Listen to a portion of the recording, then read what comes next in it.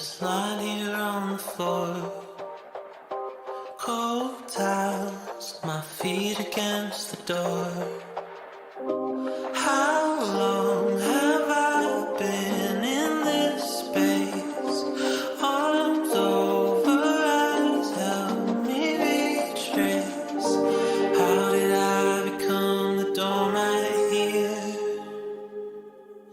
Memories spinning around my head seem pretty cavalier. Little by little you take control. It's a little uncivil how your game's in motion. And I don't even notice that I'm playing your game. Do you leave me a warning thinking I'm the one to blame?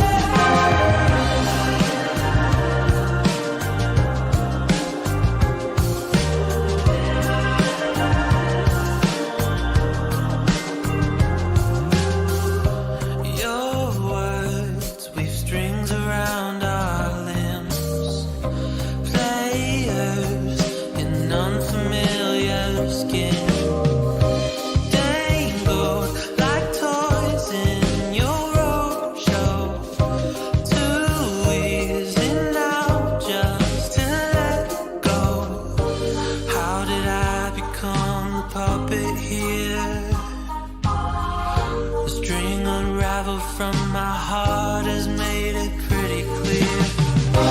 Little by little you take control.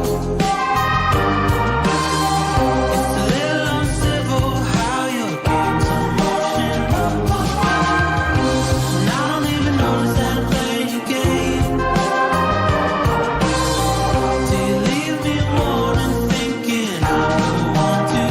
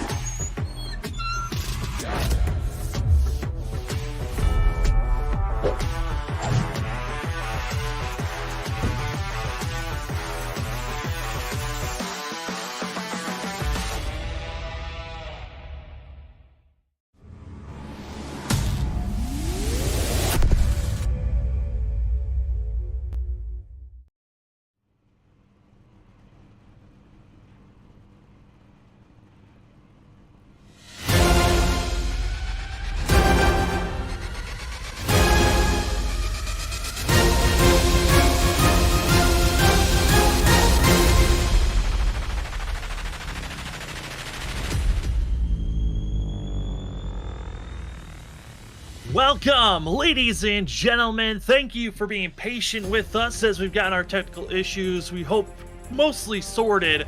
And a big shout out to Robert Moore Jr., our producer, who got all of his computer issues sorted. His computer decided to give up on him, but he didn't give up on us. And we are live here tonight to give you the coverage of the WSSR Roasted Gems Cup Series. Tonight, it is race number 9.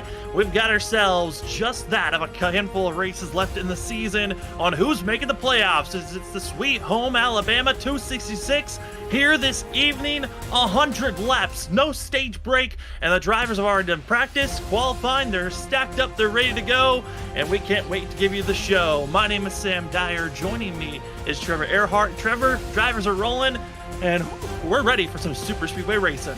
The excitement's already been building in the booth, Sam. Not sure if we were going to have the technical difficulties sorted out. We got that sorted out. Now it's time for the excitement on the racetrack here at Talladega Super Speedway Racing. Man, Sam, I am looking forward to this race here tonight.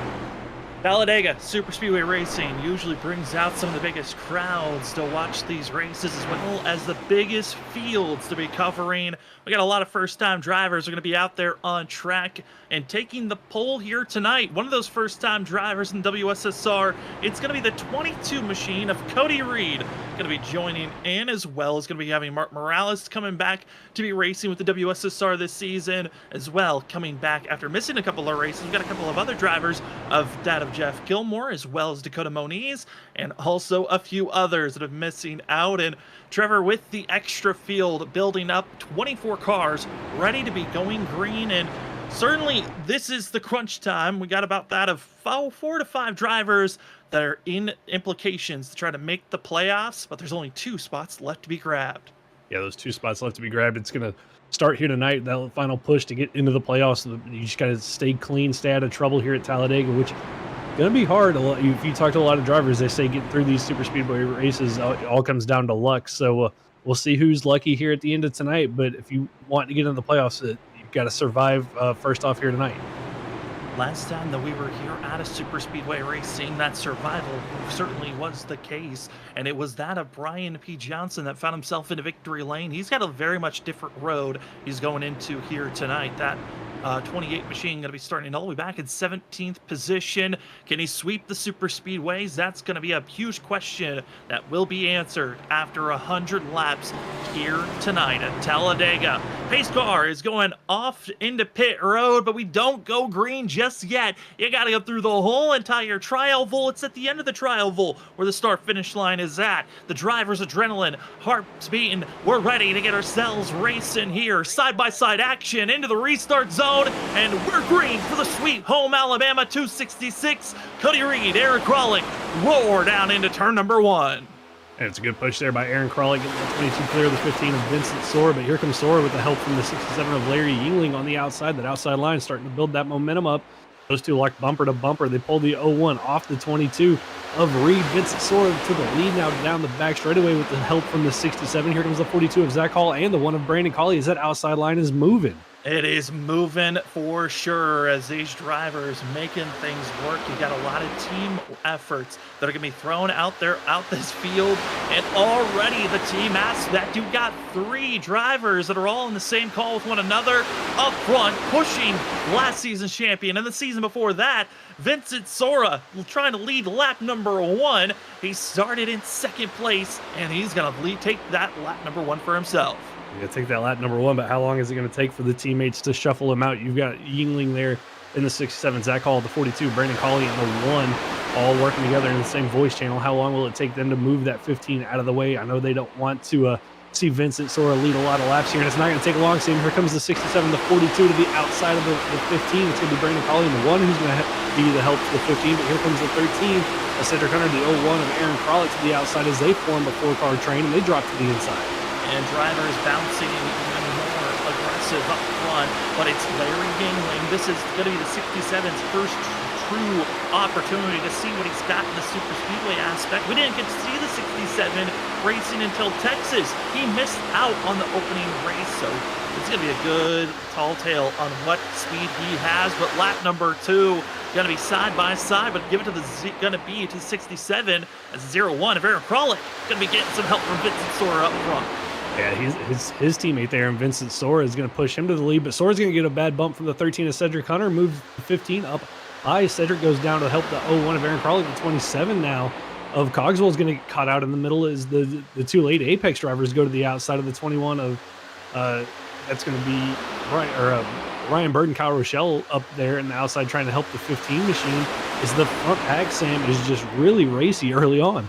Early on, wanting to get aggressive and feeling like that lead position is where you want to be at. But watch out for the late Apex team, the 21, going to be that of Kyle Rochelle, the 49 of Ryan Bird. That team I've circled up as one of the big teams to watch out for. They were so dominant as a whole back at Daytona when they also had Tom Sinchek with that group. And Tom Senchak nowhere to be found. He's back in 19th position, while his other two teammates battling, trying to take the lead spot. Yeah, Sinchek has a lot of traffic to get through to go up there and help his team out. But like you talked about, those three cars worked really well at Daytona, were really dominant until they got separated late in that race. Then Rochelle's going to throw a block up to the 38 there of Christopher Norris, who had help from the 28 of Brian Johnson. Is that outside line now starting to get three wide here for about fourth on back. They're going to be three wide. Cedric Hunter, Ryan Berg, Cogswell in the middle, and they're kind of just stacking everybody up right there behind the 42 of Zach Hall.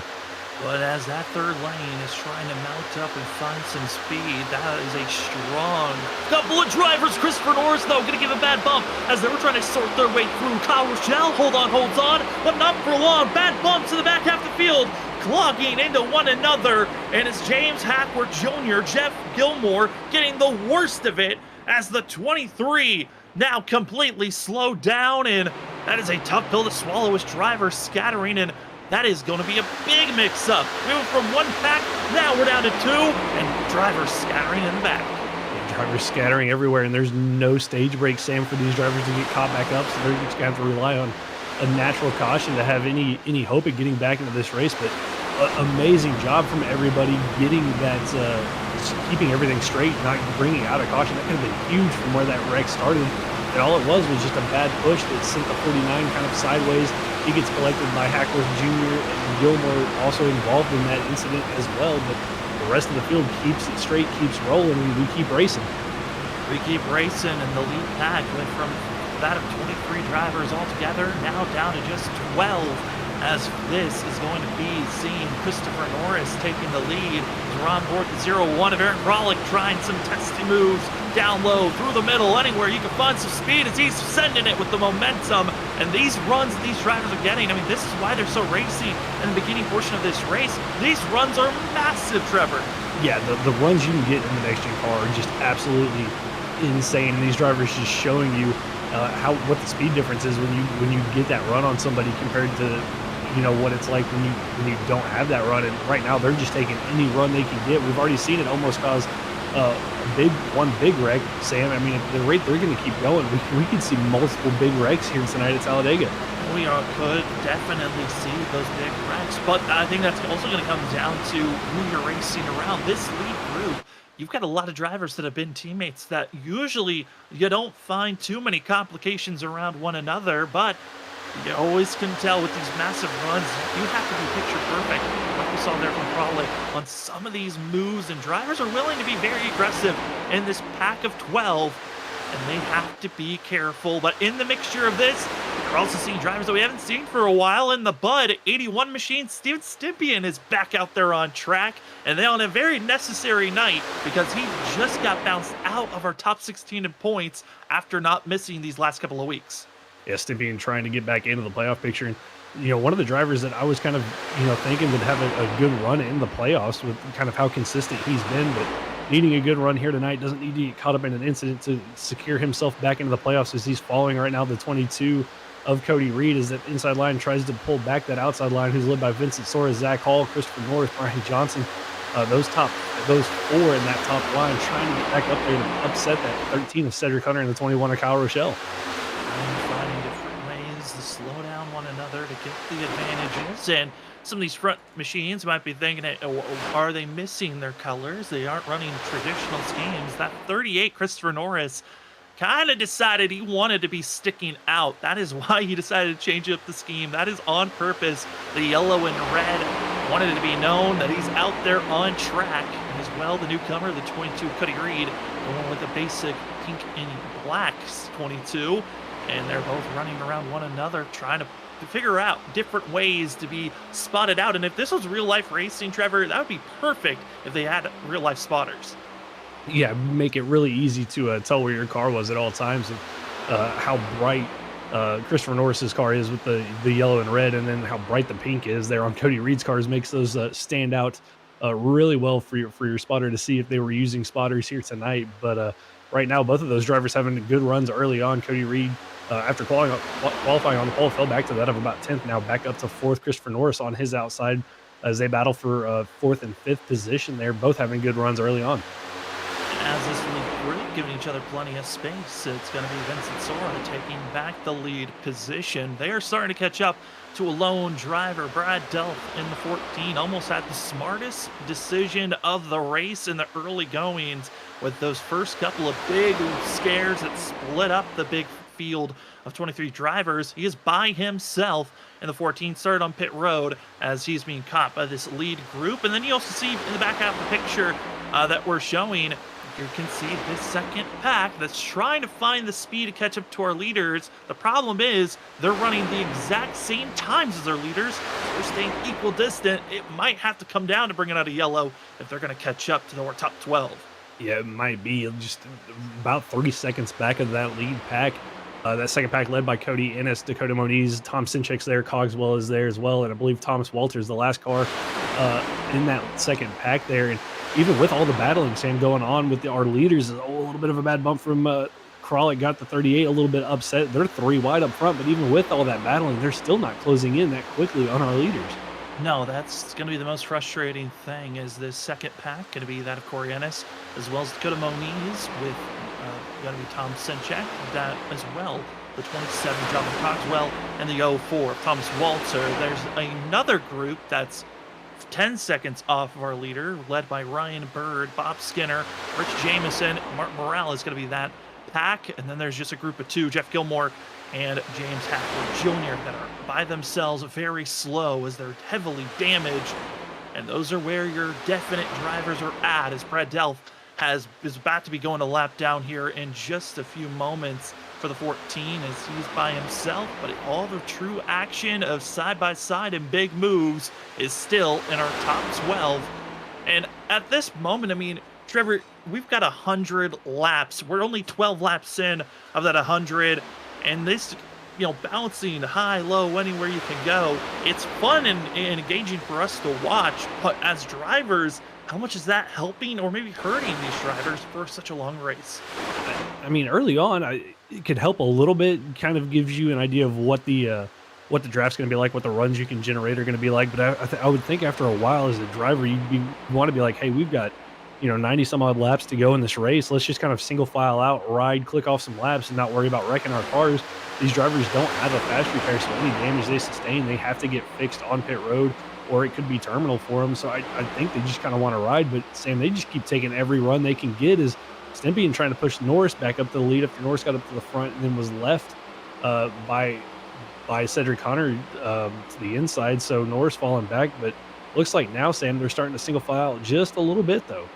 As there's the 14 of Brad Delph that you saw on screen for a blink of a second. That's what it looks like when there's a 20 miles per hour difference on being in the draft and just running by yourself. Just showing how impactful it is to be in the pack, as Christopher Norris giving up being the lead driver, says, you know what, I've had enough of that. I'm going to fall behind and just watch what everyone else is doing, as we are 14 laps in of 100 here for the Sweet Home Alabama 266. We were not able to go through our normal procedures as we were having some technical issues starting off this broadcast. So we're going to go through some of them now as the drivers are a little bit more calmed down. Up front, certainly still aggressive if battling for the lead, as they're side by side. Some heavy blocking by Vincent Sora, who actually put the 81 into the wall and grazing the wall just slightly with Stimpian, but he's keeping his momentum pretty well. So hold on a second from going to our normal procedures. Yeah. And Stimpian got a great run from the push from Zach Hall, got to the outside. It looks like Sora's going to get caught 3 wide now with Aaron Kralik going to his inside. Here comes Norris with a run too, but just like that, Sam, the run generated there from the 81 goes to the outside, gets the block there from Vincent Sora, but able to continue with his momentum, get up the lead, brought that Zach Hall, Brandon Colley, Larry Yingling, Christopher Norris, and Tyler Dangler with him. So a completely new top 6 from what we saw just a half a lap ago. I mean, yeah, Talladega, this scheme, what is more vintage than this? Seeing Steven Stimpian in the Dale Earnhardt Jr. Budweiser machine up front. This is something that we're so used to seeing back in the day when Dale Earnhardt Jr. was running the 8 up front, leading the way at Talladega. Trevor, this has got to be throwing back to those early 2000s. Yeah, flashbacks for sure. And if you're some of these guys in the field, it's a flashback that you're probably not wanting to see, because we all know how hard it was to get past a Budweiser machine here at Talladega, and with them out front and a little bit of help from Zach Hall, I'm sure Steven Stimmy's going to be one hard car to get by here tonight. As he is leading up front, driver CV in line in a let's just hold out type of a mode. Vincent Sora poking down below. Let's quickly run down our sponsors quickly here before things get too crazy as Zach Hall comes down to block. Same for that of Steven Stimpian as they are forcing the issue but having fun based on these big moves and runs that they're getting. But a big shout out to Rosa Gems Coffee for being one of the best premium coffees out there. If you would like to go get yourself Rosa Gems Coffee, head over to roastagems.com today and use the promo code WSSR for 5% off.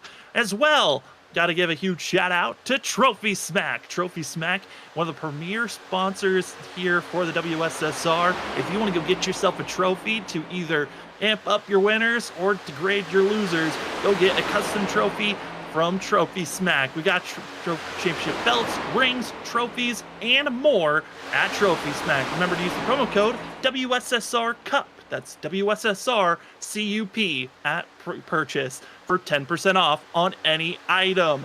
As we got through that run down, I'm pretty sure, Trevor, they made about 10 passes for the lead. Yeah, I'm pretty sure they did. I was trying to keep up with it. Just I couldn't do it with the number of passes that we saw. Colleen out of the lead with help from Larry Yingling, but here comes Aaron Kralik, Brian Johnson to the outside. Two more teammates continuing to work together with those two and their teammate Vincent Sora, who kind of got dropped back to the back of this pack, but I'm sure he'll be back up there.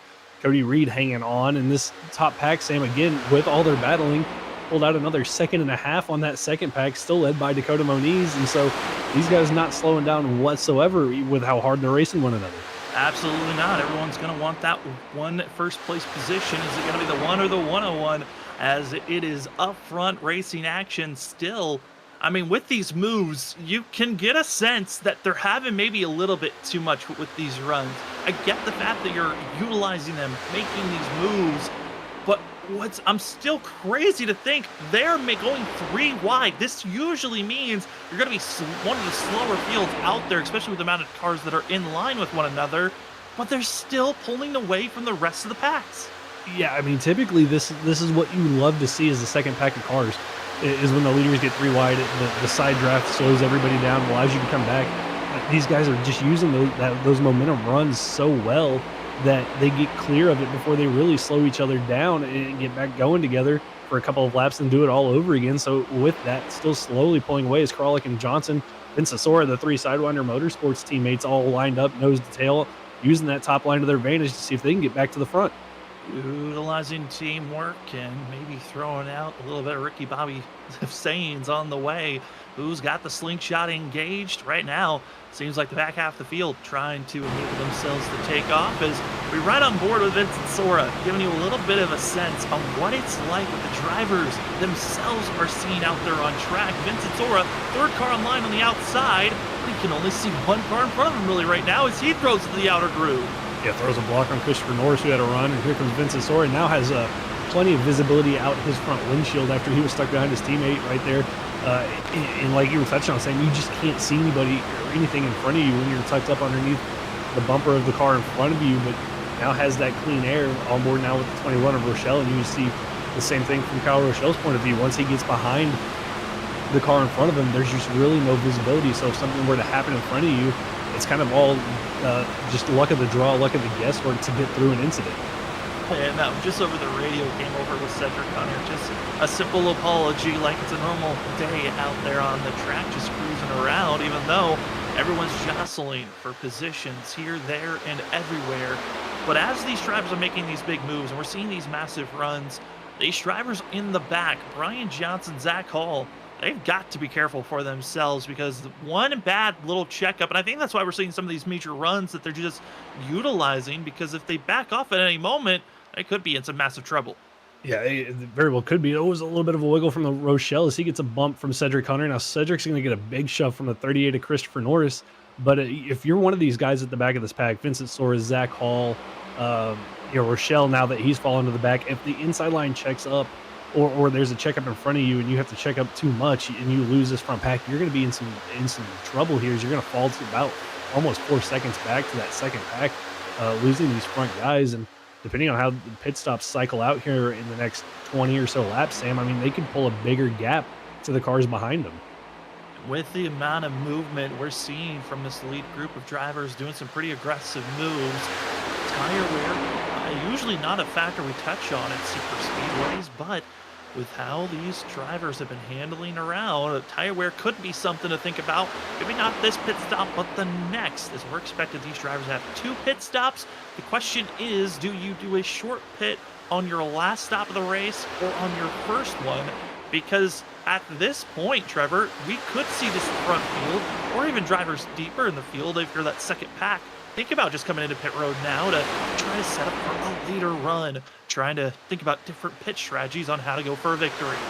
Yeah, it could be really interesting. Usually one thing that we usually talk about at Talladega or Daytona, especially when we had stage racing, was the difference in pit strategies to get to that stage window. But no stage racing here tonight, so these drivers, I would think, are just going to run as long as they can. That way, at the end of the race, they know they're good on fuel, especially if we get into a green-white checkered scenario. But we could see some guys further on back in the field come down a little bit early, try to try to the undercut, see what they can do to gain time back up on this lead pack. So something we're going to have to watch out for is we are about that of 17 or so laps away from what we would think would be the start of green flag pit stops.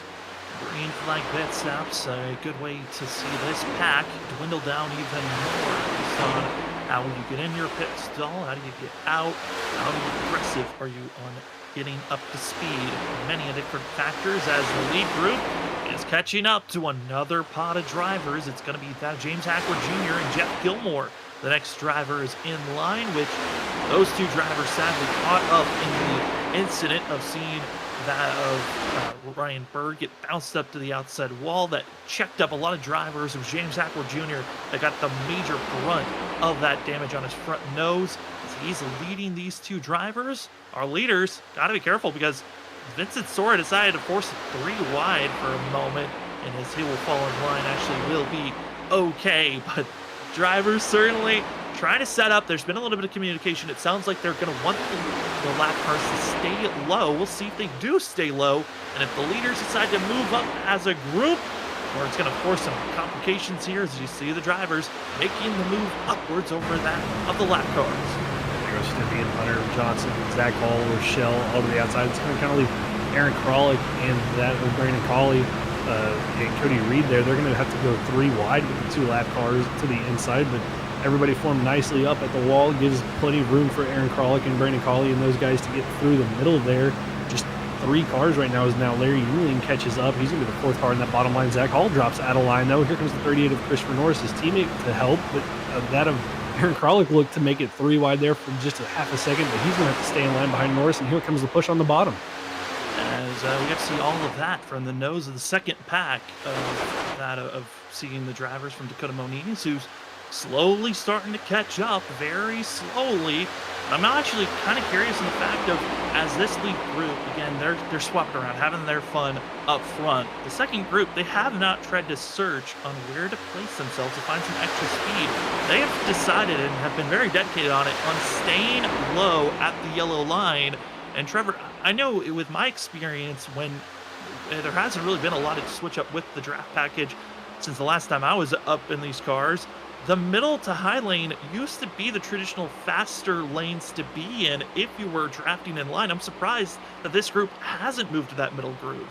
Yeah, I'm kind of right there with you on that. Typically, you want to run that middle to high line, is it doesn't check up the back half of whatever pack that you have formed up as much as you would running the bottom. So it kind of allows everybody to maintain a constant speed, constant momentum, and allows you to keep more speed as a whole pack. But with those guys running the bottom, the last 2 to 3 cars in the line kind of get checked up a lot with how much they have to lift with the runs that they get on one another. I think, Sam, if they move up, they might be able to run down this lead pack with how much they've been racing side by side. And I'm curious on how the run's going to go. And I kind of want to see if we can do a ride along with Christopher Norris on the 38, because that 38 machine has been willing to make some big moves as drivers now go down to the apron after Vincent Soar as well as Larry Yingling having a little bit of a scare there. But this 38 has been willing to go anywhere and everywhere. And let's see what it's like to ride along with Christopher Norris, who's been very much willing to be gutsy to try to get up to this top of the lane. And Norris taking every run that he can in a little bit. run that he can is the 81 of Stimpy gets into the outside wall behind Brandon Colley. But right here, see, he gets a little bit of draft help from the 13. He's going to stay high behind that as Cedric Hunter. Cedric drops down, now drops back up. And see what Norris does. He's going to have a big run here, Sam, out of turn number 2.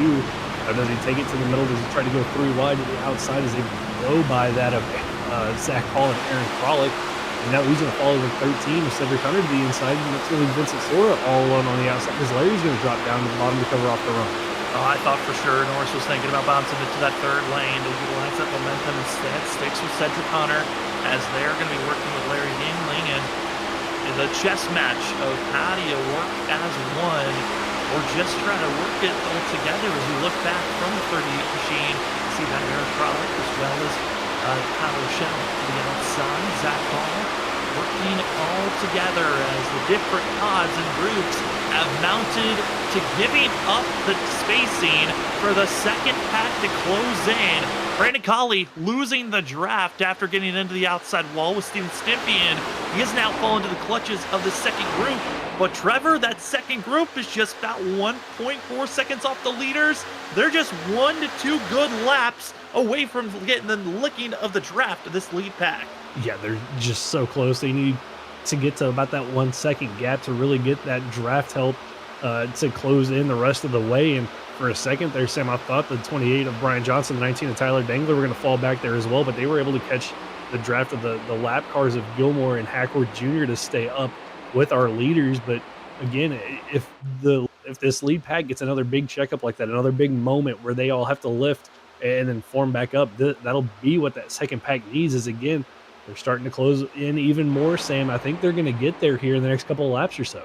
And it just helps that the more the lead pack tries different abnormal moves on trying to help this second pack, which would grow this group from that of 12 drivers, which is technically now just down to, was at 12, now to 11, up to 17 lead lap drivers in this pack, as well as James Hackworth Jr. and Jeff Gilmore. They are in the mix of this lead group because of them being a lap down. Typically, they're in their own battle to see who would be the lucky dog driver, as they are one lap down with each of them, and Brad Bell nowhere to be seen. And Delta actually, Sam, tagged on in that second pack, and the second pack is there. They've caught up to, I believe that's going to be Aaron Frolic in 01, who's going to be one of our lead lap cars dropping to the end of the pack. But because Moniz now has the draft of Gilmore, so not only are you going to have the 17 lead lap cars, and you've got all 3 of the cars that are 1 lap down, so you've got battling with the lead lap cars, the battle for the lucky dog spot if there's to be a caution at some point. Now everybody all on top of one another, first through 17.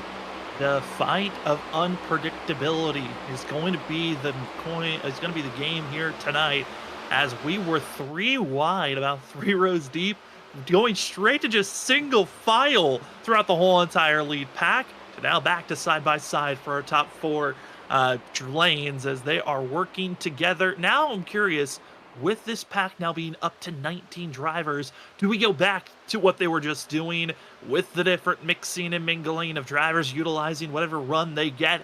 Or do you just stay stable and trust in just survival to get to the end, as drivers trying to think about and over the radio communicating, hey, we're here. When do we think about coming into pit road?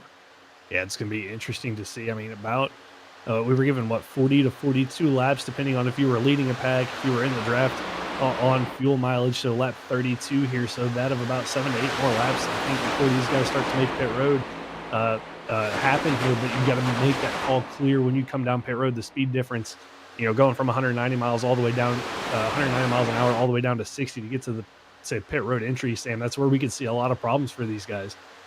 And as these drivers racing here tonight, trying to get the best finishes they can, a lot of drivers of note to look out for. If we're thinking about points for later on in this race, being in this lead group is so massive and important for yourself.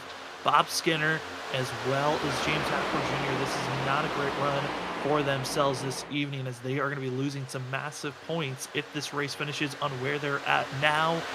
And for that, I've seen Jonathan Coxwell being the bubble driver, as well as James Kaufman missing out here tonight. This could be a massive game on who's going to be in the playoffs heading into next week, which next week in the race after that, the last 2 races of the regular season, it's the Roval next week in Charlotte, and then the drivers head to USA Speedway for some short track racing, which those short track races have been almost as dramatic as we've seen these super speedways be. Yeah, short tracks have been really great this season. And when we get to USA, I mean, that is a tiny short track, Sam. And we're going to see a lot of, I would assume, beat and banging. I'm pretty sure a lot of bump and runs used to get passes done around there. So anything's possible, especially if you're near that bubble line going into the playoffs. I expect to see those guys be really aggressive. And these moves up front, Sam, they just keep staying aggressive, as well as Vincent Sora takes a big move down to the inside with the help from the 67 Larry Yingling to see if he can get back to the front. How do you get up front? Who's your friend? Who's your foe? Right now, it seems like it is everyone working as unison. There really hasn't been a true team dynamic that we've seen tonight, like we saw back at Daytona. And Trevor, would you equate that just to the track, or just because it's hard to find your teammates, or just work as one? I think it's just with the moves that these guys are making, you just really haven't been able to stay hooked up with a teammate long enough. I mean, we see Zach Hall, Steven Stimpy, and Larry Yingling, those three usually in the same call together, but they're kind of separated as Zach's right behind Steven Stimpy, and Aaron Crawley going to jump down in front of his teammate with a little bit of help. But with how much movement's been going on, you really haven't consistently been able to stay hooked up with one of your teammates here tonight. As that top 17 all in this pack, as well as having all the lap cars in this group. The only drivers that are not in the mix here tonight is going to be that of Ryan Bird, Bob Skinner, as well as Mark Morales and Rich Jamison. 4 drivers that are trying to find their ways to close in. It's a group of 3 here of Ryan Bird, Bob Skinner, Mark Morales. Rich Jamison has lost the draft to that group, and he is about 5 to about 8 laps away from going a lap down, which is going to be around the window of when we see these drivers head into pit road. So the 86, he's just hoping to at least latch on to the leader's draft whenever the pack catches him, as he's dealing with a slight front-end damage for himself. We bounce back up to this lead pack. Certainly drivers searching and inkling for any little bit. This is 04 of Thomas Walter, one of those drivers that's just outside of our top 16 in points. And the points, there is no win in your in system for these drivers. It is all based off your consistent finishes at the end of these races. And Thomas Walter joining in late into this season at 04. One of the very few drivers that's trying to have the least amount of starts, but somehow make it into the playoffs. Yeah, just trying to do it based off, like you said, the consistency of his finishes when he's been here, and kind of taking an interesting approach once he caught up with that of Dakota Moniz in that second pack. Once they caught up to this lead pack, they've been kind of just riding at the back of it, waiting to see what's going to happen, probably waiting for these green flag pit stops to start cycling before they make the move, as they've just stayed at the back of this lead pack. But honestly, Sam, not a bad idea from those guys, just kind of riding around in the back of this lead pack. Pit stops underway. They're fanning out, and here they come. It's going to be that of the Signwiders team leading the charge with this pit stop as everyone scatters in. And I think there might have been some drivers almost making contact as well into pit road, as that was a huge slide from some of these drivers, but yet no one with black flags on entry, as it's a group of about 6 coming in. Vincent Sora, Aaron Kralik as well. Going to be seeing Cody Reed, Thomas Walter, that of Dakota Moniz, and Ryan B. Johnson, Tyler Dangler, all came into pit road together. So I went back and saw what had happened there. Tyler Dangler with a huge lock up to the inside, bounced off the inside wall. Sam almost got into the 15 of Vincent Sora, but everybody able to get around that 19 machine. Tyler able to get to pit road speed, just going to lose a lot of time to those lead guys, as here comes the second group of our leaders coming down pit road. And this is going to be the Elite Apex team coming into pit road for themselves. As looking at the flags, Corey Ennis, the 7, not able to woe up in time, speeding on entry for the 7. And that is, I don't think he was expecting to come into pit road. With how fast he came in, a bad bump from Jeff Gilmore sent the 7 into pit road. Brad Delph also caught with speeding into pit road, actually having issues with an unsafe pit exit was the 14. Oh, that's so easy to do here, Sam, coming down pit road, trying to get as much as you can, not getting the car slowed up in time, and then on pit exit on these old tires, if you chose not to take tires, really easy to kind of slide through the banking on the bottom and slide up past that double yellow line and get that unsafe pit exit line or pit exit penalty. There as we see Zach Hall, Stimpy, and Larry Yingling come down for their pit stops.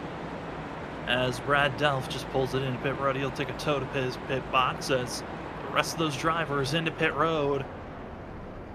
And it's going to be seeing drivers taking 4 tires and fuel. Everyone that's coming to pit road so far, looking at this last group, myself, as we see Aaron Kralik and as well the rest of those Sidewinder Motorsports drivers and Cody Reed joining them, running up front, group of 4. That's a good group. Having 4 to 5 drivers is probably the least amount of drivers you can have together if you're going to be putting down some fast times. And that is a good group of drivers, as Cody Reed has actually gotten some good experience in the Cup cars if you've watched on Wednesday nights, as he's been running in the Wicked Racing League, as he's getting to run with some of the best of the WSSR. Yeah, he's had pretty good performances, especially at Super Speedway Racing's over there, and showing it here tonight that it definitely has been helping him as he runs right there behind Vincent Sora as they're catching now Zach Hall, Steven Stimpy, and Larry Yingling as they're just now coming off of pit road. And you see them right there, and here they go to the outside of this group that's now off of pit road, so it's going to be a side-by-side race. And the question is Zach Hall, Stimpy, and are they going to be up to enough speed here to kind of hold off this run from Aaron Kralik and Vincent Sora? I don't think it really truly matters on if they hold off or not. This is a group of 9 that are together. The second pack going to be 2 teammates of Late Apex Racing, Dakota Moniz as well as Thomas Walter, and sadly, the driver that came in with that last group of the Freaky Fast Racing team, Brandon Colley, a poor exit, wasn't able to get up to speed, and the one extremely off the pace in 14th position as he's racing with the wounded Jeff Gilmore. Yeah, and it, unfortunately for him, looks like he's going to have to fall back into what is going to be the third group. That's going to be Jonathan Cogswell, Tyler Dangler, and then they'll might, with kind of how off pace they are, Sam fall back into the clutches of Martin Morales and Bob Skinner. But I mean, that's more cars though that they could get lined up, try to get back up here to our leaders. But that's going to be a lot of time that they're going to lose to this lead group trying to get formed up. Yeah, really, if you're 14th on back, that's where Brandon Colley is. You are in a losing battle at this point. You just don't have enough cars around you that are in a big enough pack to try to close in on that group. Colley most likely just going to hold steady, or he'll fall back. At this point, probably just going to stay steady and slowly watch that gap to 13 grow and grow as this lead group being led by Aaron Kralik and Cody Reed. And how steady and calm will this be? Well, you'll get a great shot at it as we're going to be going side by side. First green stop is over. How many more will we find? At least one more we're expecting here tonight as you're watching the WSSR Roasted Gems Cup Series here on Freaky Fast Broadcasting. It's been a good one so far. We have been clean green all the way through. We'll be back in just a few moments.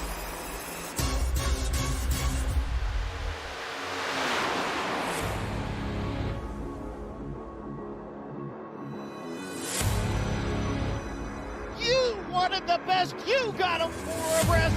Often imitated, never duplicated. The greatest show on dirt, the World of Outlaws.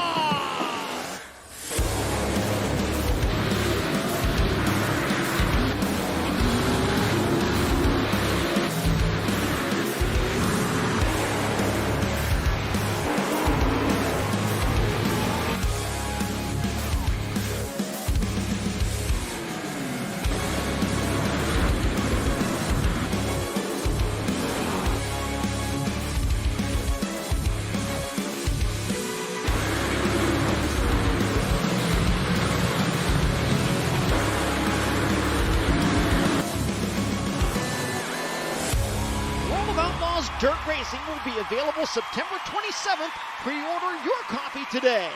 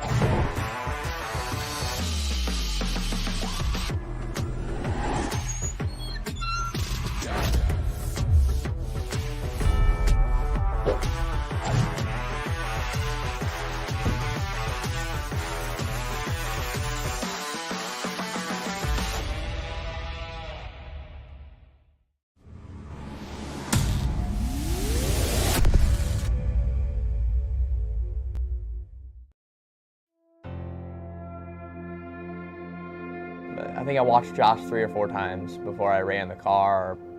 He killed them every race, and it was like stout fields, like good cars, big races, and I mean, he was unbeatable. And I was like, oh man, this is, like, I'm nervous. I was so nervous getting into the car full time this year after watching Josh win 3 or 4 races straight. These cars, they have a lot of horsepower now. They have over 500, and I think 5 years ago they didn't have 450. They're gonna be a handful to drive, but just don't overdrive them. Let the car do the work.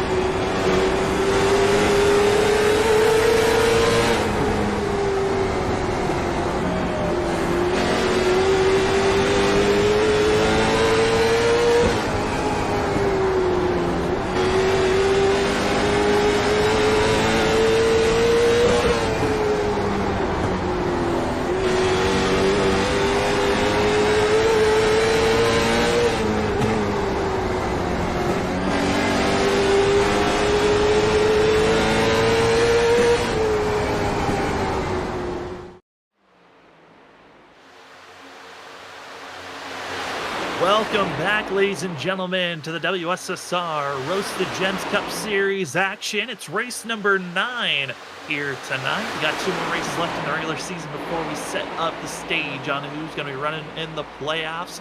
Tonight's race, lap 49, has started, and we have been a clean green. There have been a couple of incidences that have happened so far here tonight. Ryan Berg getting into the wall, forcing himself back. Collected a couple of drivers of Jeff Gilmore, James Hackworth Jr., and as well Rich Jameson having issues with over drama and over damage that caused them to lose the draft and now being a lap down. We've already gone through 1 green flag pit cycle as the drivers are getting themselves prepared for their next one, and about 30 laps is going to be their next green flag pit stop. That should be their last one as well. Got to give a big shout out to the sponsors, as tonight is sponsored by that Roasted Gems Cup Series, being the title sponsor for WSSR for the last couple of seasons. It's been great to have them, and if you'd like to get yourself some premium coffee from Roasted Gems Coffee, go to their website at roastedgems.com and start your day off right with Roasted Gems Coffee. Remember to use their promo code WSSR for 5% off.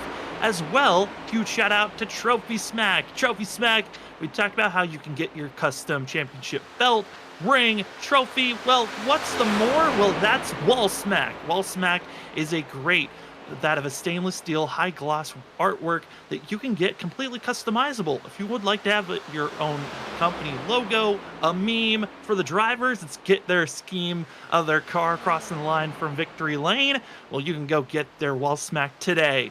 As well, with getting your Wall Smack, it comes with their wall-safe magnet mounting system to make sure your walls are safe, as well as your artwork is showing up anywhere you want. As well, big shout out that we did not get to because we couldn't get through our normal beginning obligations. Big shout out to the trip qualifying sponsor, being Colley's mom. The qualifying pole award went to that of Cody Reed. But Brandon Colley, where did he finish? Disappointed his mom. He qualified back in 8th. And even more disappointment, as you see on screen, he's back with lap traffic as they are over 20 seconds off of this lead pack. And it's struggling, Trevor. This one desperately needs a caution. Yeah, desperately needs that caution to come out to get caught back up, but thankfully has a little bit of help, even though it is from lap traffic, does have drafting help here, so gonna stop hemorrhaging as much time to the lead pack. The issue though, 20 seconds back, has that of about a almost 15-16 second gap back to the what is the second pack behind him, which is Martin Morales, Bob Skinner, Tyler Dangler, and Jonathan Cogswell. So just kind of in no man's land right now for Brandon Colley. I'm sure he'd wish he's up there with that lead pack as they continue to just race each other as hard as they possibly can.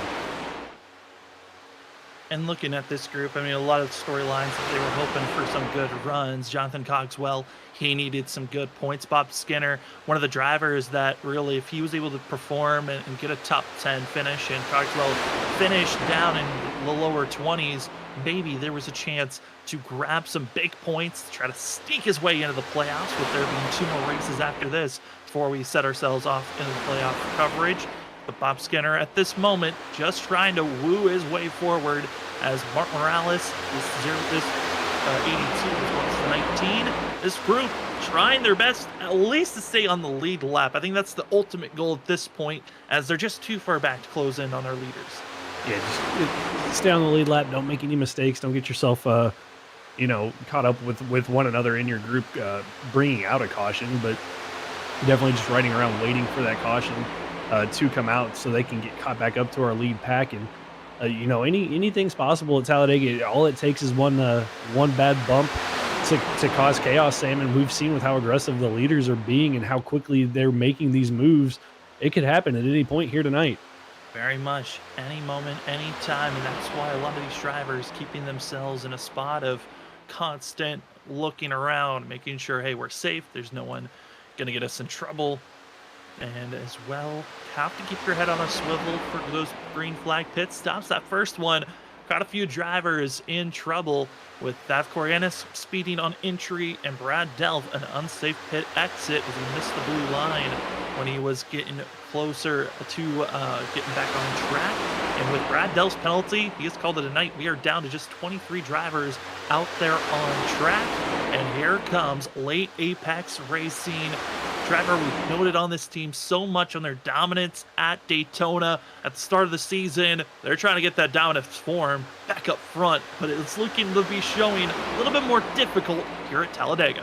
A little bit more difficult. They've only been able to have about 2 cars together at a time as Sinchek gets a little bit of a fade block there to the 42 of Zach Hall. He's going to fall back to the middle but get picked up by Vincent Sora. But for the late Apex guys, it started off with Rochelle and Ryan Bird as Sinchek was kind of mired back in the middle of the pack, and then after the contact with Ryan sent him to the back of the field, Tom was able to get back up there and work with the 21 of Rochelle. But just like that, they went from running bumper to bumper now to Tom losing a couple of spots there trying to throw that block on Zach Hall. Trying to stay up front best they can. Those little blocks, little shimmies.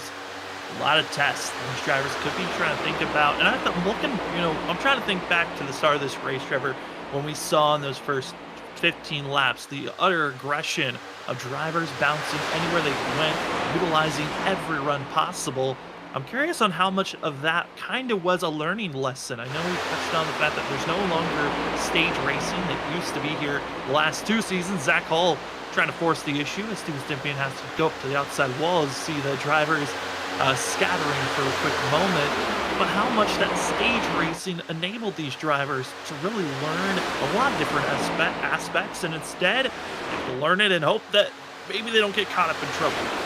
Yeah, I mean, using that stage break, and we touch on it, whenever we cover leagues that do have stage racing, that you can use those first, 30, 40, 50 laps to get to the stage as a learning experience, to know what the car is going to do, especially on tracks that require you to conserve a little bit of tire. But here at Talladega, it's so important to understand what the car is going to do in the draft, how you can generate runs and use that to your advantage. And I think a lot of our leaders use that first green flag run to really, test the limits of the car to see what they can do. And they did a great job not making contact with anybody. It's been a little bit calmer since the green flag pit stops, but I mean, they're still, Sam, making these moves and still testing out what they can and can't get away with. Certainly are still testing those limits. And also, other limits that are going to be tested in just that of a few months here at Freaky Fast Broadcasting. We are proud to announce the fact that we are going to be hosting another charity event. It is going to be our own version of the Coke 600. It is the Gen 4 Cup cars, the drivers with the high horsepowers that iRacing has just put in to their system. They're going to be taking those Gen 4 Cup cars to Charlotte for 400 laps, 600 miles, and it's all for a great cause for that of the Gamer Outreach. It's our second of this year, our charity race. And if you'd like to be a part of that venture of either donating, sharing, racing, well, we'll put the link in the description to let you know to join our Discord to get all the information on more details. And if you'd like to race, it's simple. All you gotta do, donate $5 to the Gamer Outreach, and you will be eligible to be racing. There's also a couple of other detailed work on your iRacing. There are a couple of restrictions on that end, but check out the rules and restrictions to see how you could be eligible to race. But Trevor certainly can't wait for this event. June 10th can't come any sooner. Can't come any sooner. It's going to be such a fun event. Sam going to be taking part in this one as a driver, so definitely looking forward to getting out there and mixing it up with all the great members in the community that are going to come out for this special event, and definitely one that you don't want to miss. Our first charity race was just so great with the amount of support that we got for it. Hopefully the turnout for this one's equally as good, and definitely going to be a fun event to run the whole 600 miles of the Coke 600. Been a pleasure to be working with the Juvenile Diabetes Research Foundation. I think that's going to be our first charity event of the year moving forward, as we had that back in February of our second annual Daytona 500 race, as well as the year prior. We had the 6 hours of Daytona, but it's fun to be reaching out to other great charity events. The Gamer Outreach cannot wait for it. And the driver right now that's leading the bottom lane, Zach Hall, about to be taking the lead position. He'll be up in the booth with me. Trevor and Zach doing a little swapping. Going to be Trevor out on track and Zach up in the booth. Can't wait for it. I know Zach's excited. I got to hear his excitement of this event on Thursday night at Stars and Stripes. As other leagues that we covered throughout the week, you've been seeing them scrolling down below on our screen. Wicked on Wednesday, Thursday Stars and Stripes. Monday we have that of ISRC Truck Series, as well as another Truck Series on Tuesday. That is going to be the Full Send Racing Series. 5 different leagues, 5 different great excitement nights, as Aaron Kralik gonna be absolutely swamped as he gets put in the middle in the sucker hole and he's going backwards.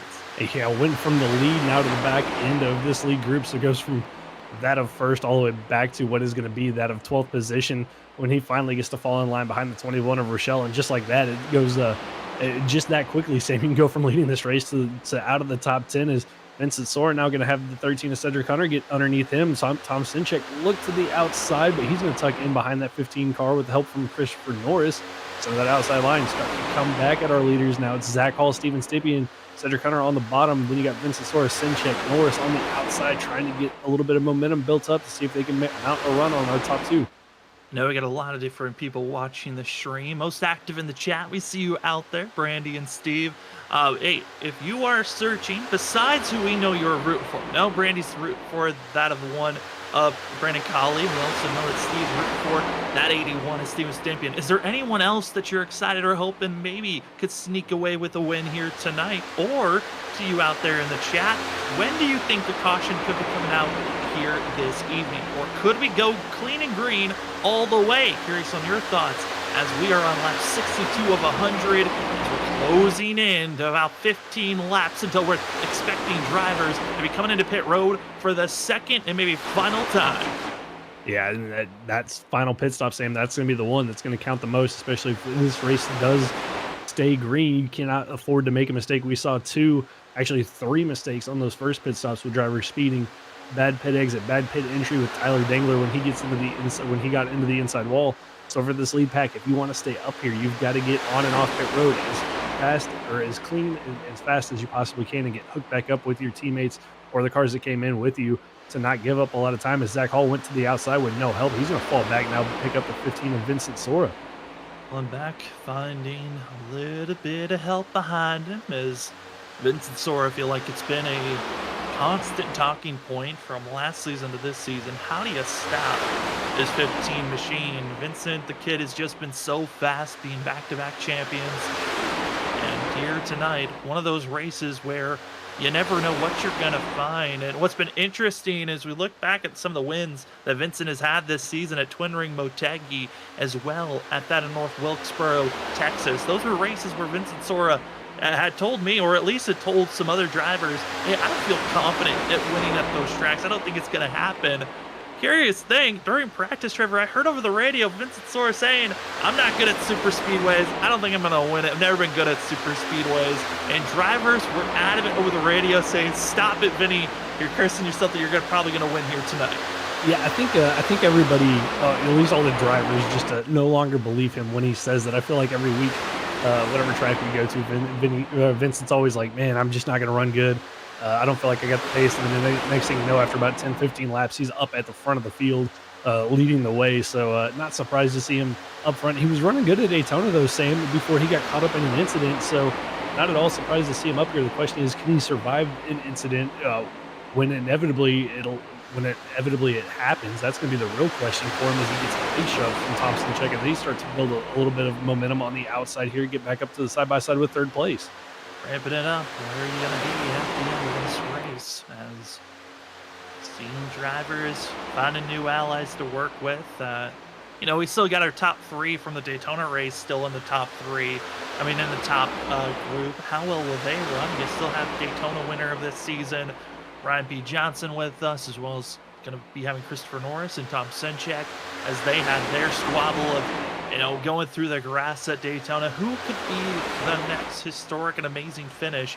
As we all know, the ends of these super speedway races always dramatic and with flair, but it's been so calm compared to the first couple of laps of this race, that now it's a question of, will we see the drama mount up, and who's willing to be aggressive and throw away this race? Because majority of these drivers in this lead group of 12 are all friends. They're all drivers that have been willing to be kind of friendly and cordial with one another throughout this season.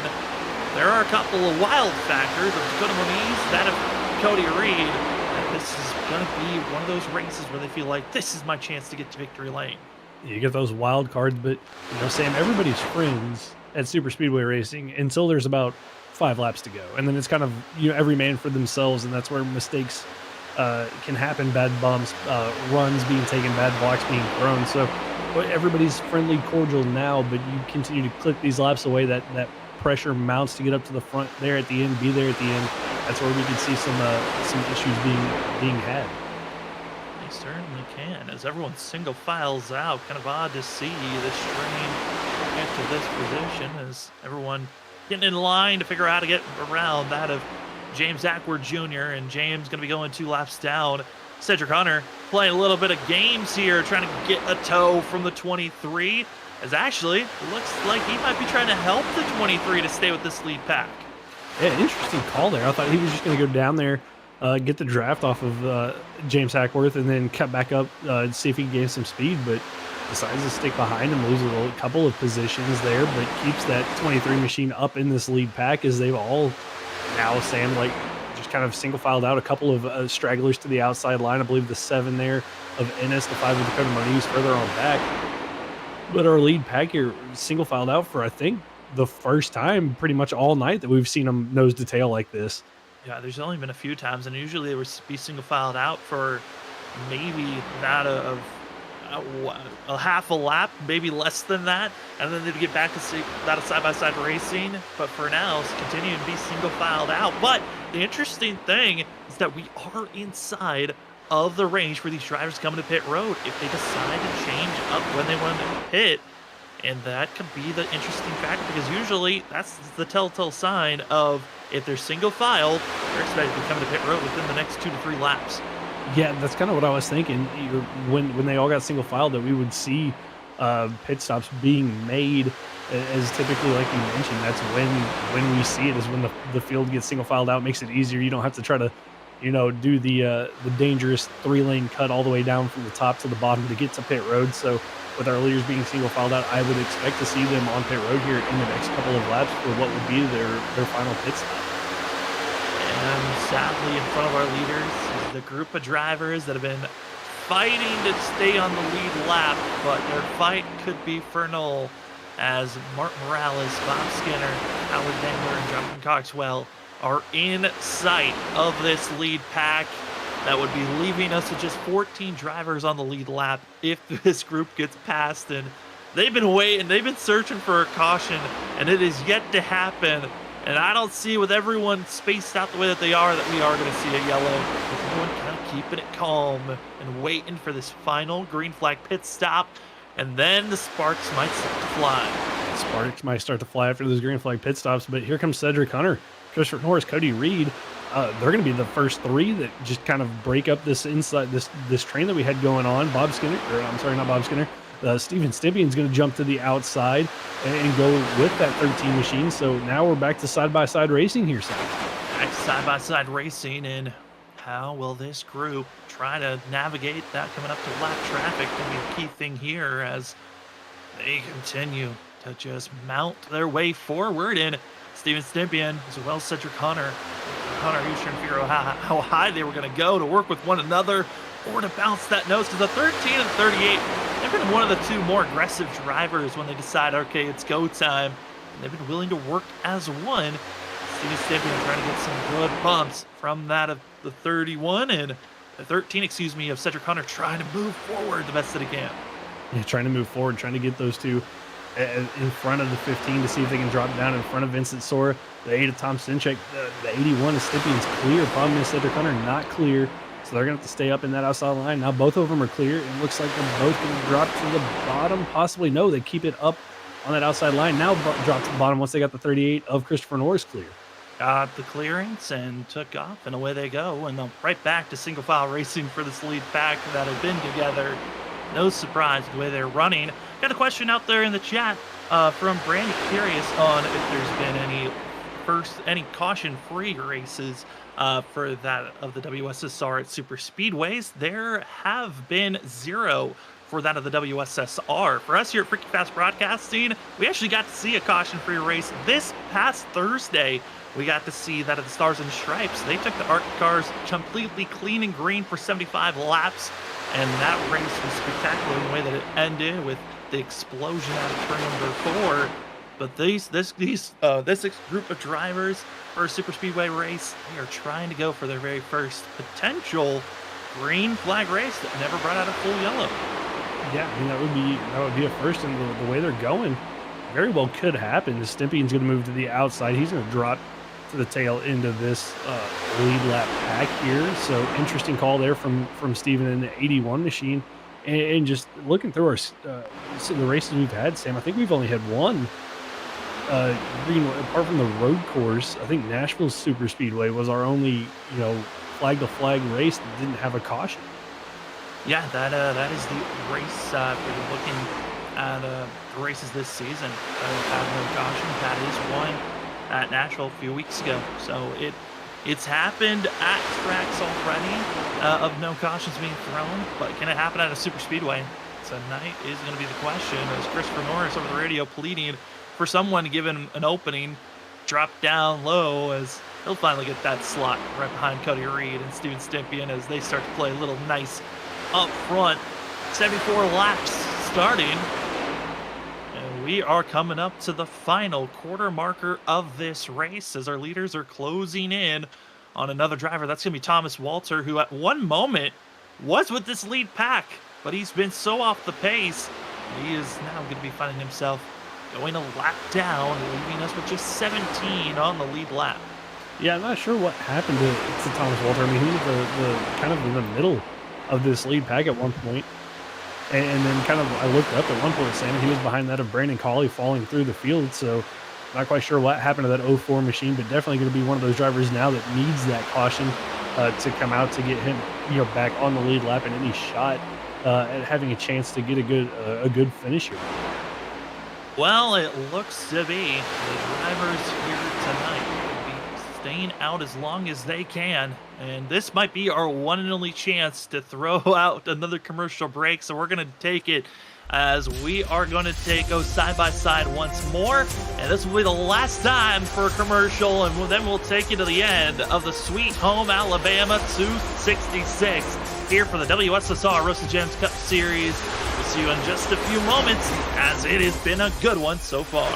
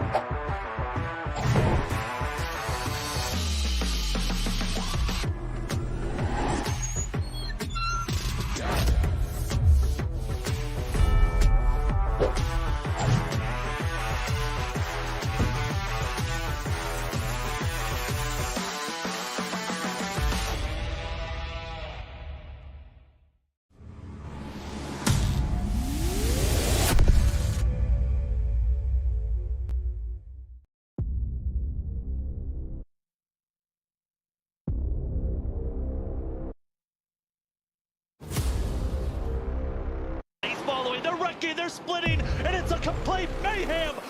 We have a wreck at the front. 19 goes down into the 7, takes out the 00. They're 5 wide behind for fifth. Oh my, the 5 wide here, this ain't gonna work, is it? They're already wrecking into turn 1, and now coming through that at turn 2. This is it, the Daytona. Oh no, they're wrecking contact. Sets gets into the wall, gonna be scattering on the outside. Drivers on the apron, drivers coming out of nowhere. Edison on the outside, trying to get the win. And it's William Edison stealing it at the line. Into the wall. The 18 trying to block. 77 get into the 18. That leaves 3 of TJ Roberts. 17 to Gavin Rogers. 3 of TJ Roberts is gonna steal the win here. He went second fiddle so many times last season. Christopher Wade wins the season 5 Daytona 200.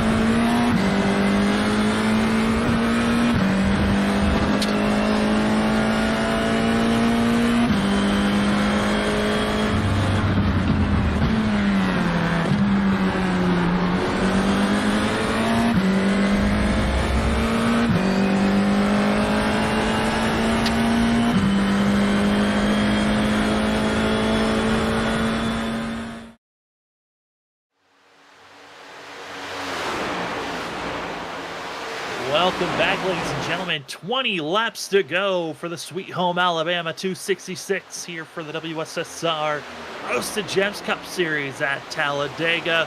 All the coverage here on Freaky Fast Broadcasting. My name is Sam Dyer. With me is Trevor Earhart and Robert Morgan Jr. running productions in the background. And also for WSSR, big shout out to their sponsors at Roasted Gems Coffee. Go get your premium coffee today. And remember to use promo code WSSR for 5% off. And for Trophy Smack, remember to go get your ultimate destination for custom trophy belts as well as trophy rings, the trophies themselves, or get your wall smack. Head on over to Trophy Smack and use the promo code WSSR Cup, WSSR CUP at purchase for 10% off on any item. And they've certainly got a wide selection of items. You can get trophies that are already pre-made that have their own decor that you can swap out for different colors, or you can have some trophies, belts, and also rings completely customizable that you would like to have on them as well for their wall smacks. And for that, here at the WSSR, Vincent Sora has got 2 custom rings, and he's looking for his 3rd from that of Trophy Smack. So get your purchases again with the promo code WSSR CUP. That's WSSR Cup for 10% off on all purchases. Trevor, 20 to go, 19 now, make it 18, and these drivers certainly are having a weird run. Talladega, there's been a couple of incidences of different wrecks, but no yellow just yet here tonight. Yeah, no yellow just yet. After this Grand Flag pit stop, Sam, everybody kind of in their own little pods. You got Zach Hall, Steven Stimpy, and Larry Yingling all nose to tail in the lead group. Then you've got the teammates of Sinchek Rochelle, Brian Johnson back there with Christopher Norris. Actually, Norris lost that pack. He's got the 91 of Mark Morales and Bob Skinner, the 2 lap cars in there in that second group. And then you go back even further, you've got Corey Ennis in the 7 with Vincent Sora, Cody Reed, Dakota Moniz, Cedric Hunter, Cogswell, Dangler, and then the 23 of Hackworth. I mean, everybody kind of in kind of 3 little pods. And I would say, with the way the pods are spread out between one another, it could be down to just our top 6 with an opportunity to win here tonight. Christopher Norris in 7 has lost the draft to the lead group and now the second pack, and he's being caught by this group and has already been over the radio saying, please someone help me and catch me here, as they are being led currently by the 7 of Corey Ennis, with Vincent Sora trying to woo this group as fast as they can go. And looking at the times, they're losing ground to our leaders still, even though they're this far back. Yeah, about that, of almost 12 seconds behind our race leaders right now. And that second little pod was Tom Sinchek's almost 3 seconds behind our top 3. So they're doing a really good job at just being able to pull away with one another in that little 3-car breakaway. But it's going to be this group, Sam. I mean, if we're going to see any issues, it might be from this little 3rd pack here as they push as hard as they can to try to catch up. This is where we could see our potential first caution of the night. And we were curious, right before we went to the last commercial break, what happened to Thomas Walter? Well, we were able to go back and see exactly what happened. Rich Jameson talking about pushing too much. Back in lap 65, that's when the 86 pushed the limits and his engine blew up on him, which caused that Ryan Bird and Ryan Thomas to get a little bit of damage, forcing the 04 to lose touch to the draft, and that's what's caused him to be now 1 lap down. But we're down to just 13 drivers on the lead lap, and that talking point of be aggressive, push the limits. Well, this group right here has got to be careful in that 3rd pod, because if they push it too far, we could be seeing another engine go for Vincent Sora. Yeah, it was with how hard Sora's pushing the 7 there of Corey. I mean, that could be an issue for him. And it's something we don't talk a lot about with the next gen car, with the kind of the temperatures here at super speedways.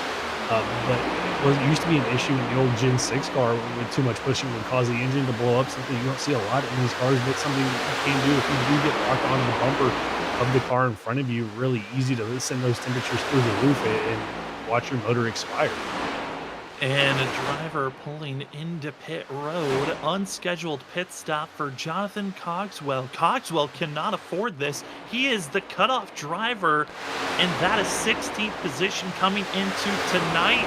And Steven Stibbian, who's in second, is the driver that would bump up and take that position.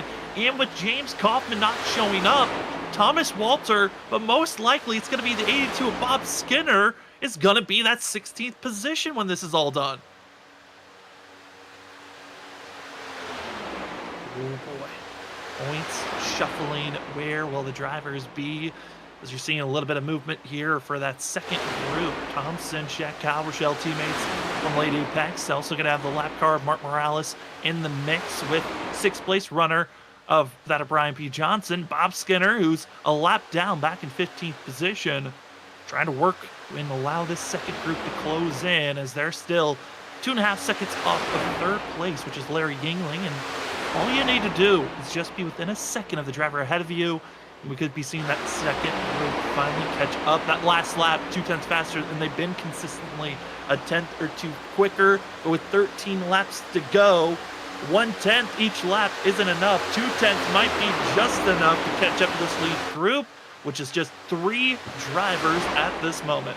Yeah, kind of hard to believe, Sam, that just 3 drivers out in the lead pack able to kind of drive away from everybody behind them. But the 3 teammates there of Freaky Fast Racing doing a really good job working with one another to keep their momentum going, to keep clean. They haven't raced one another. So they're just able to pull away, but it's going to be that second pack. I mean, if they can start gaining a little bit more time, might be able to have something for our race leaders. The problem is, again, this time by just a 10th quicker, though. So they're running out of time, and they're not catching as quickly as they need to.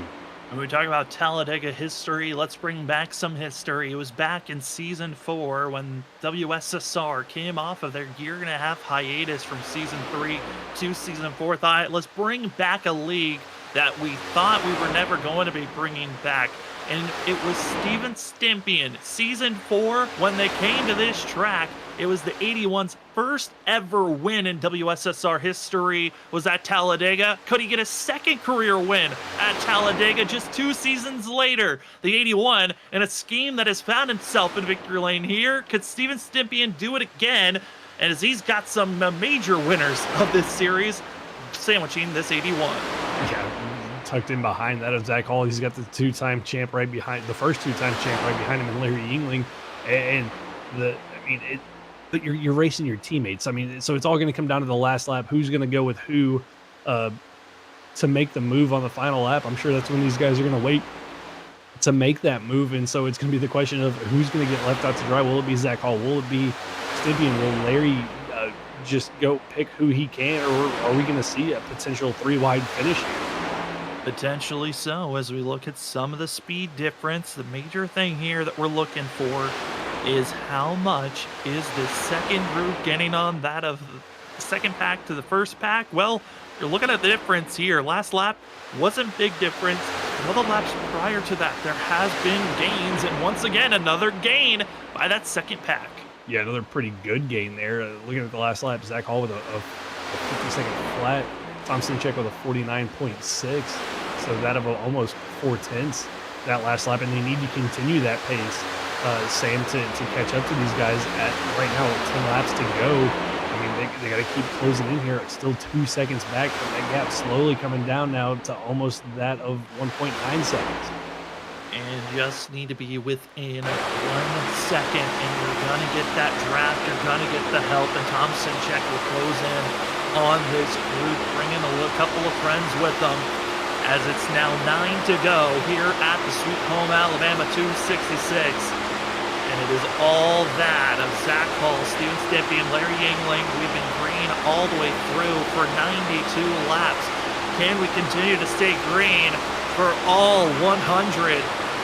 As for our leaders, they want to see this race stay green. This is the best opportunity they're going to have to win this race, because the caution flag comes out, that resets the field, and that's going to be bringing back 13 drivers would be on the lead lap. Technically, it would be 14 because of the lucky dog. Right now, Mark Morales is in that lucky dog position as in that second pack with the 91 is Bob Skinner, who's in 15th. So we could have a couple of different battles for position going on if the second group catches this lead pack. But with 8 laps to go, it's still up in the air on what happens, because if we get a caution with 5 to 4 laps to go, that could be sending us to overtime.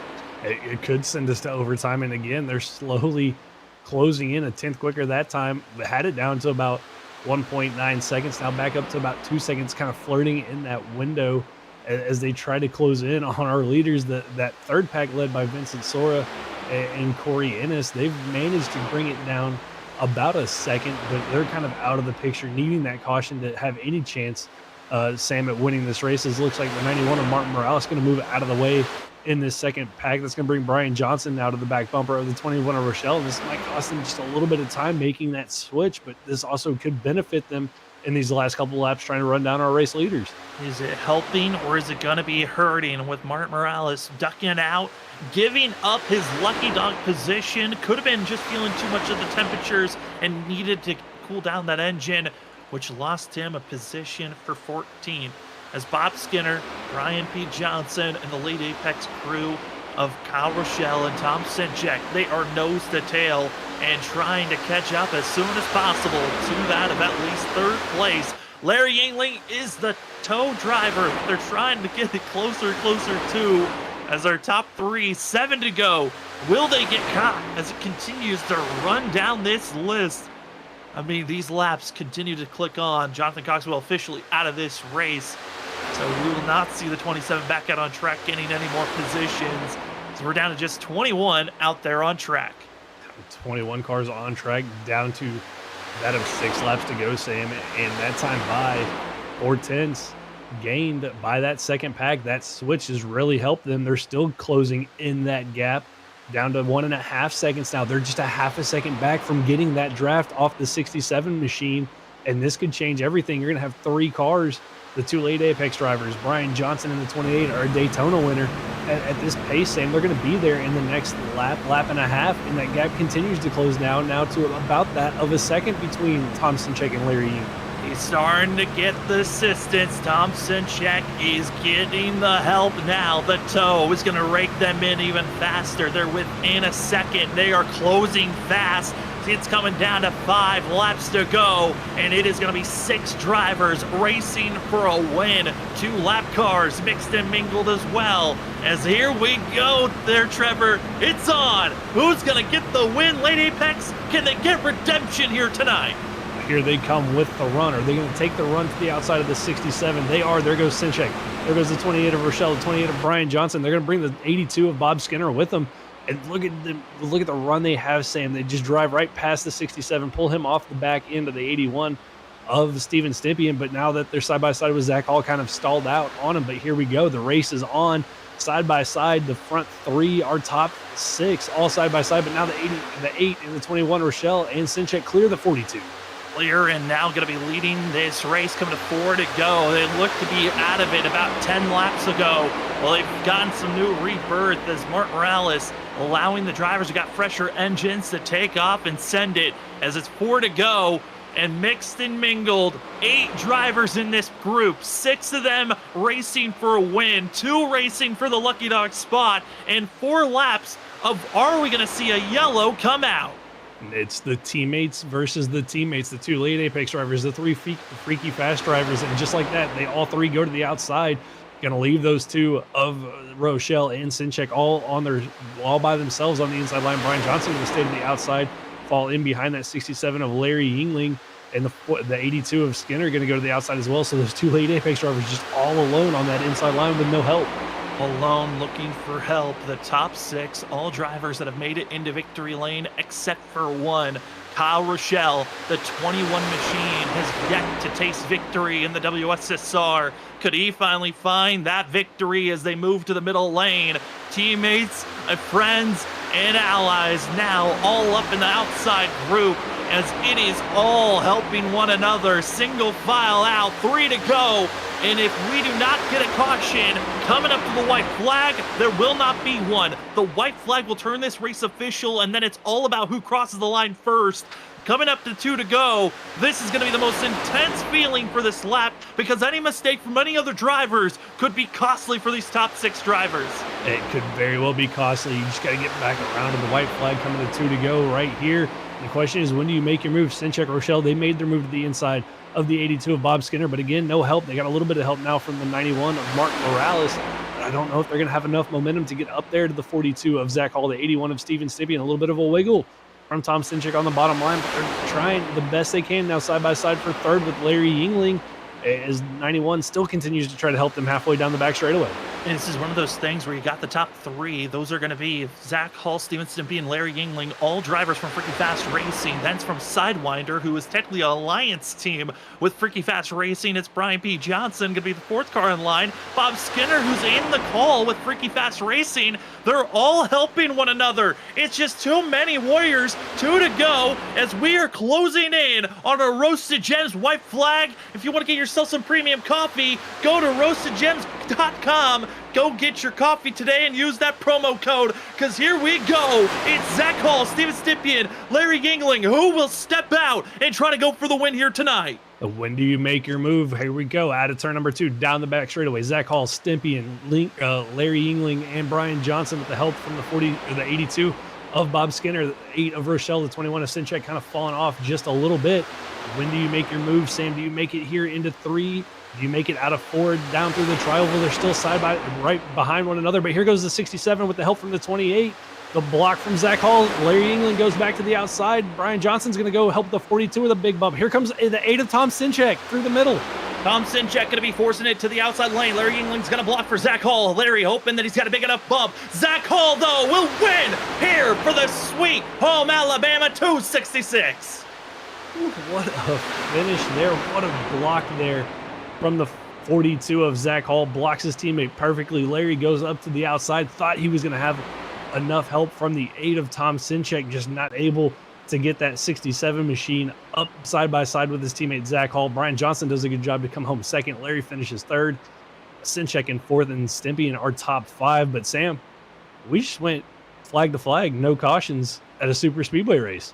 No yellows needed, and that is going to be the 2nd race in a row where we find ourselves having no cautions. Crazy to think. Thursday night we had a Talladega race with no yellows, and tonight, Saturday, for the WSSR, Talladega, no yellow, and Zach Hall gets the help, gets the defense, and no Lady Pex was able to crack the top 3. It's going to be that of Zach Hall, Brian P. Johnson, and Larry Yingling, your top 3, as the 42 gets to burn it down here tonight. Gets to have his fun, and as he is having his victory moment, man, what a sign it was here tonight, as it's 42 getting his win this evening. We're going to step aside when we come back. It is going to be having a fantastic talk with Zach Hall, Brian Johnson, and who will be the special guest? We'll find out when we come back.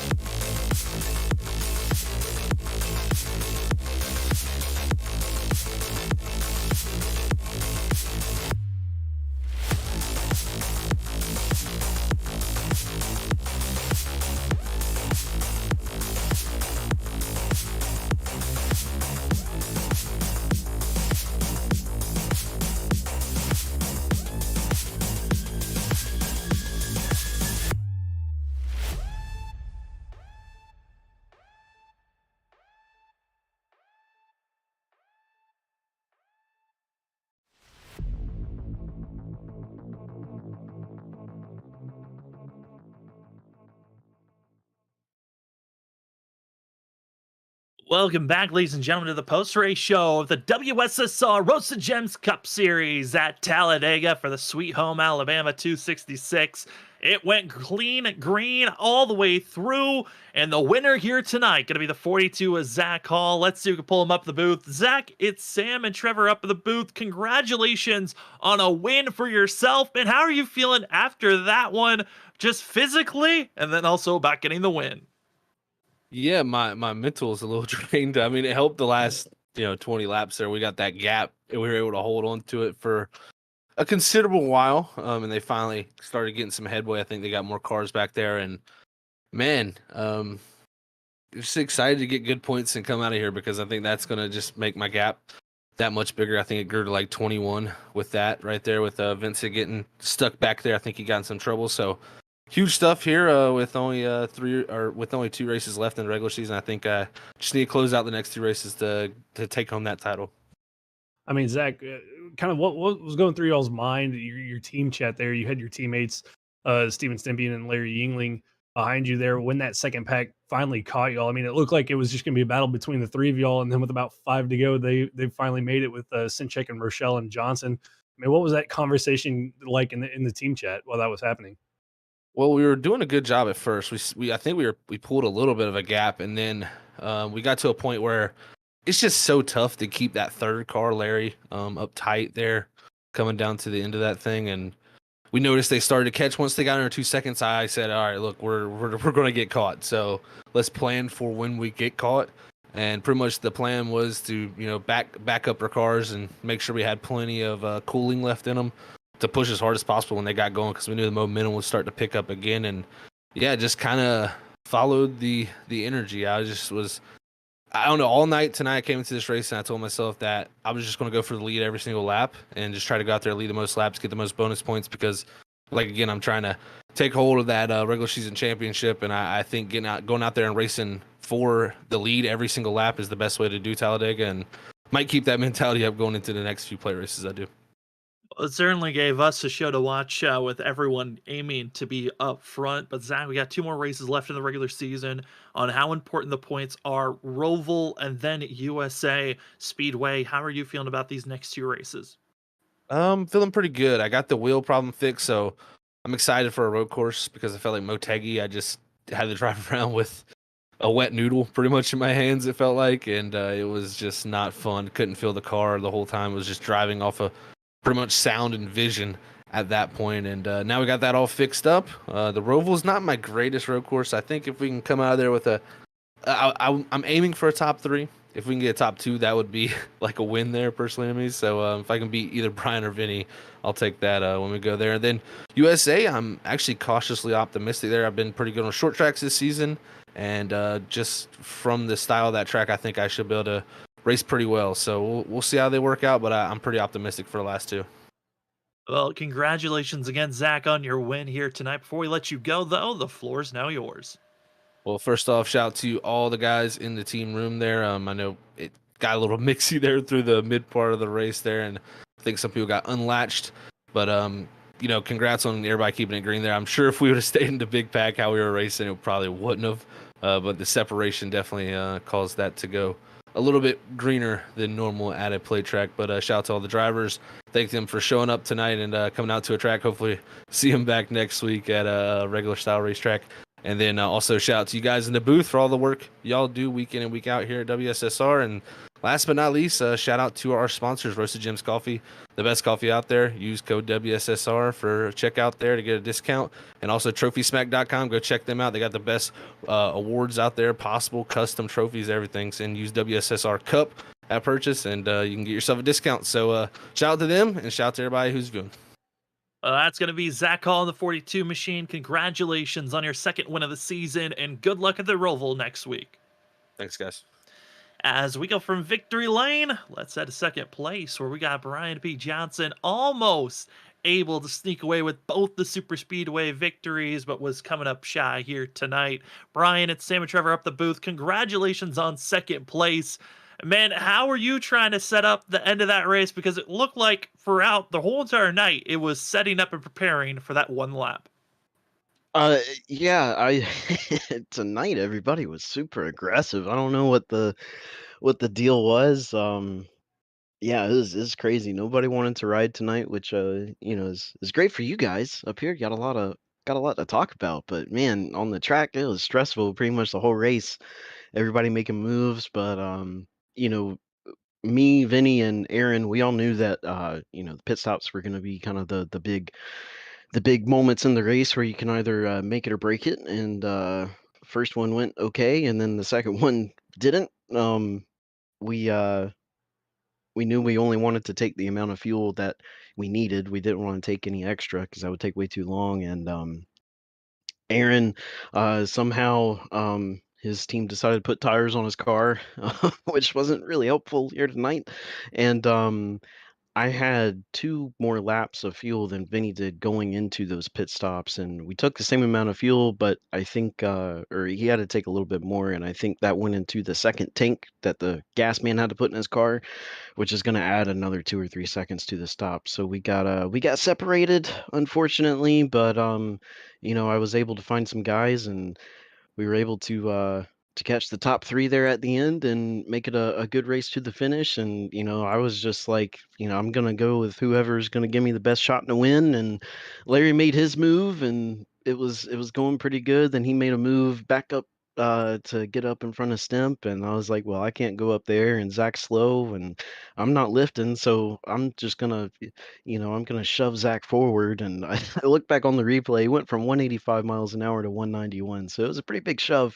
And luckily we were able to get hooked up and finish 1-2. So it was a pretty good finish despite just a crazy race.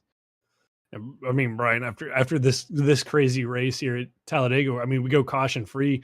You go to the Roval next week, and then the USA Speedway to finish out the regular season. I mean, how are you feeling going into these last 2 races before we get into the playoffs? Pretty good. We are going to have to do a lot of practice for the Roval next week. Aaron Smith, he likes to show up for those road courses. So and he's been the fastest. He beat me at Motegi earlier in the season after Vinny got taken out by that lap car, unfortunately. So yeah, we got to do something to try to beat Aaron Smith and Vincent Sora. So a lot of practice, but usually road courses are pretty good for me. And then USA Speedway, it's going to be a nice short track, a little bit different than most of the places we go to. But I think this next gen car is going to put on a good show. And any track where a lot of brake is involved is usually pretty good for me as long as I stay out of trouble. So end of the regular season is going to be looking pretty good for me. Hopefully, I don't have a shot at the regular season championship, but that's okay. Just got to get as many positions as I can before the points reset. So that'll give a little bit of an edge going into the chase. So yeah, the next 2 weeks, not too worried. This was the race I was kind of worried about and finished second place. So can't be too upset with that. No, you can't. Well, congratulations, Brian, on a second place finish. Before we let you go, though, the floor is now yours for any shout outs.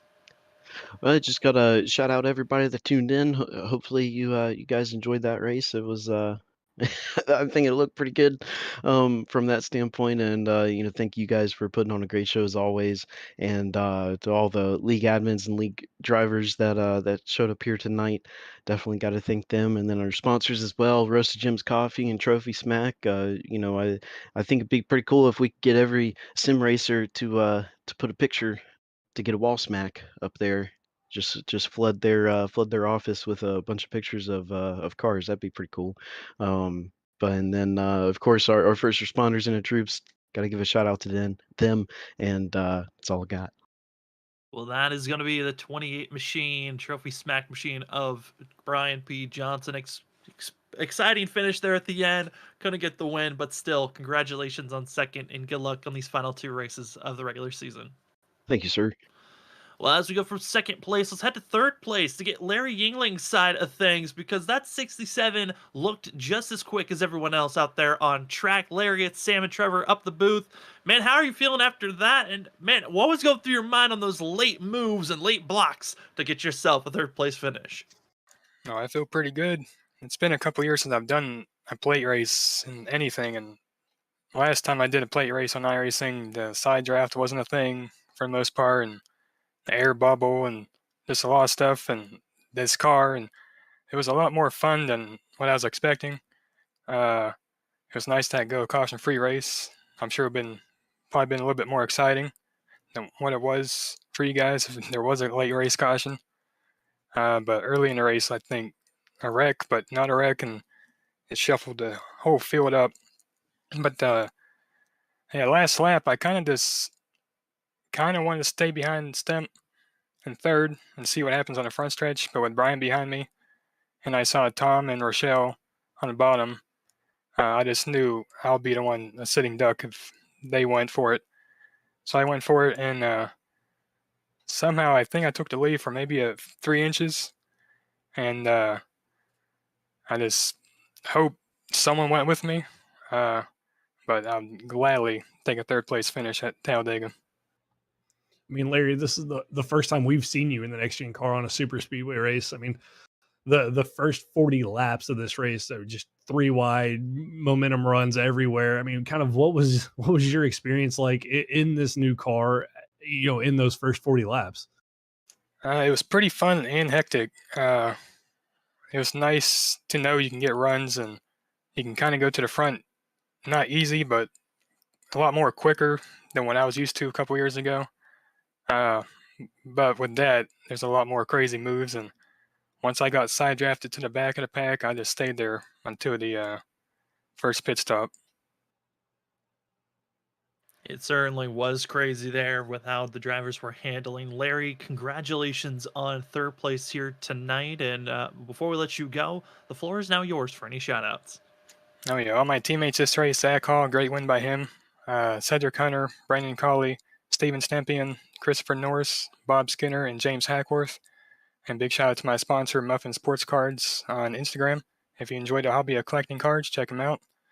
And big thanks to you guys for broadcasting it. I'm sure it's going to be a fun one to rewatch. And somewhat looking forward to next week. I love road courses, but I'm slow there. So hopefully I just get a top 10 and move on.